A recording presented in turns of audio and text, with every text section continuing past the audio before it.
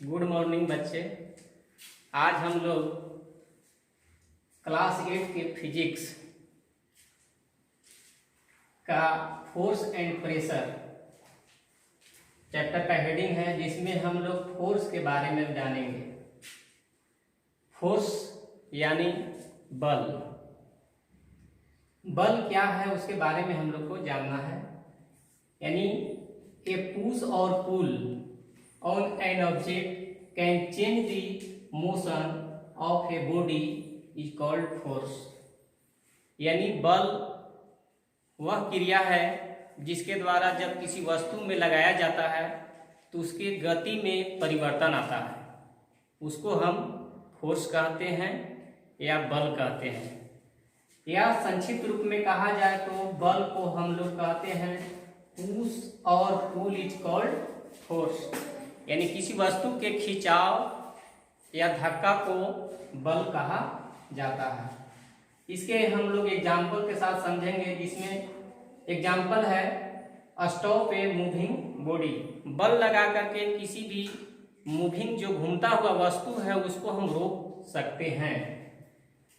जैसे बॉल है, वह रनिंग में है, उसके अपोजिट डायरेक्शन में फोर्स लगा करके उसको हम स्टॉप कर सकते हैं, उसके गति को रोक सकते हैं, स्टॉप कर सकते हैं। इसी तरह से slow down a moving body, इससे बल के द्वारा उसकी गति को धीमा किया जा सकता है, कम किया जा सकता है। इसके अलावा change the shape of a body, बल लगा करके किसी वस्तु के आकार को जो है से बदला जा सकता है। जैसे किताब है, उसको हम मोड़ सकते हैं। या इसके अलावा बैलून है, रब उसमें एयर भरा हुआ है, उसको हम दबा करके उसकी आकृति को चेंज कर सकते हैं। इस तरह से बल जो होता है अनेक प्रकार के परिवर्तन में काम करता है। Change the direction of a body, बल लगा करके किसी भी वस्तु के दिशा को परिवर्तित किया जा सकता है। जैसे मान लिया जाए कि एक व्यक्ति या एक प्लेयर बॉल को आपके तरफ हिट करता है, आप जो है से उसको लगाते हैं बल, तो वह उस दूसरे व्यक्ति की ओर जो है से वह मूव करता है। इस तरह से उसका डायरेक्शन चेंज हो जाता है। अब इसके अलावा हम लोग जानेंगे बल को क्या चीज में मापा जाता है। बल का जो यूनिट होता है, यानी व्यक्त करने का क्रिया होता है, वह होता है न्यूटन, जिसे हम लोग संक्षिप्त में एन के द्वारा उसे सूचित करते हैं।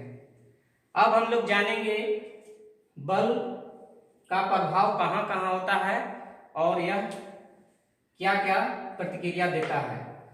सबसे पहले इसमें है रिजल्टेंट फोर्स, जिसको हम लोग नेट फोर्स भी कहते हैं। रिजल्टेंट फोर्स का मतलब होता है परिणामी बल। यह 3 क्रियाओं के द्वारा हम लोग इसके बारे में समझेंगे। इसमें जैसे बताया है, इफ 2 और more force act in the same direction they add up to give a resultant force in same direction.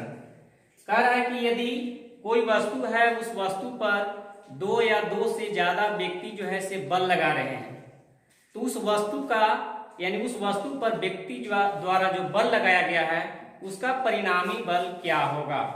तो इसके लिए जितने व्यक्ति उस वस्तु पर बल लगा रहे हैं, उस व्यक्ति के बल को जब हम जोड़ देंगे तो वही वस्तु का रिजल्टेंट फोर्स होगा। जैसे मान लिया जाए कि एक वस्तु है, इस वस्तु पर इधर से 5 व्यक्ति बल लगा रहे हैं।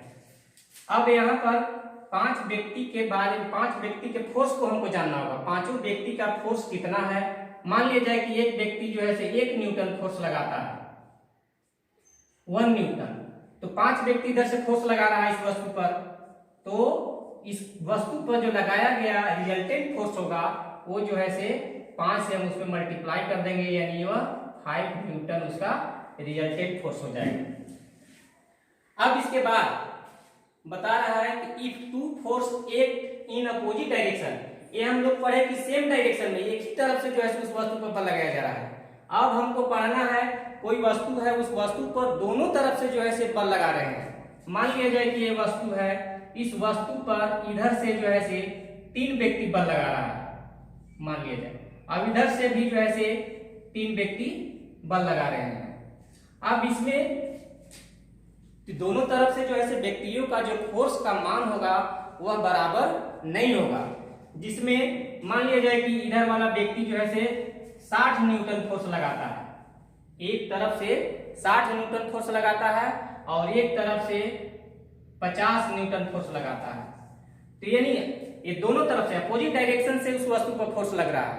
तो इसके लिए जब हम रिजल्टेंट फोर्स निकालेंगे तो उसके दोनों व्यक्तियों का जो फोर्स का मात्रा होगा, यूनिटी होगा, उसको जो है घटा देंगे, यानी डिफरेंस कर देंगे। यानी यहाँ पर जब अपोजिट डायरेक्शन में फोर्स लगता है तो उसके लिए हम परिणामी बल ज्ञात करने के लिए जो ग्रेटर फोर्स होता है उसमें से स्मॉलर फोर्स को घटा देते हैं।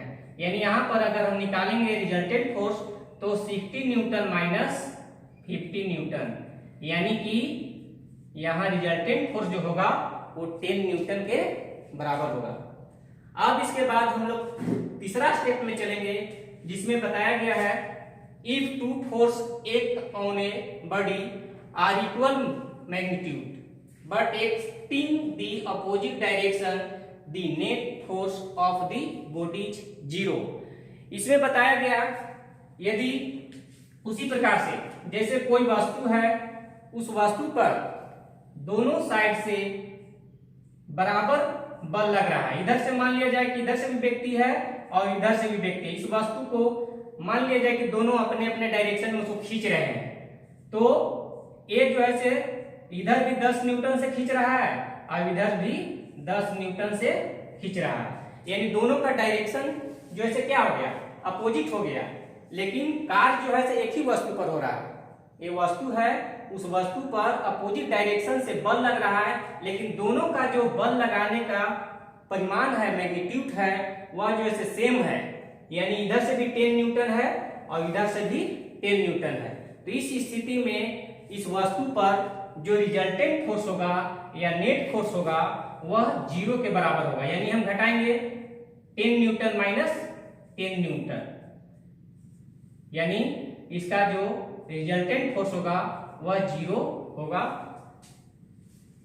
इतना ही आज हम लोग फोर्स के बारे में जाने।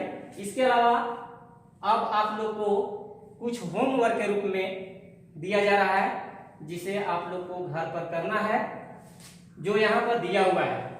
What is a force, what is the SI unit of force, what is the net force of equal magnitude but and acting in the opposite direction. Thank you.